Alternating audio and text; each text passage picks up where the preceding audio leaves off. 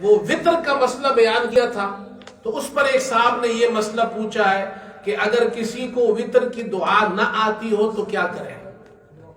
اچھا سوال ہے، لیکن بھائی اس کا جواب یہ اچھی طرح سن لیجئے، اس کا مطلب یہ نہیں کہ جو جواب میں دے رہا ہوں ساری زندگی اس پہ عمل کرے۔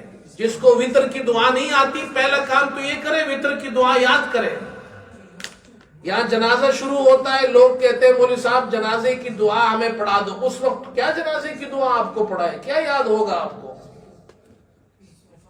تو اگر کسی کو جنازے کی دعا نہیں آتی، وطر کی دعا نہیں آتی ہے، وہ کیا کرے؟ دعائے قنوت نہیں آتی تو بھائی دعائے قنوت نہیں آتی تو یہ دعا پڑھے، ربنا آتنا فی الدنیا حسنہ وفی الآخرۃ حسنہ وقنا عذاب النار۔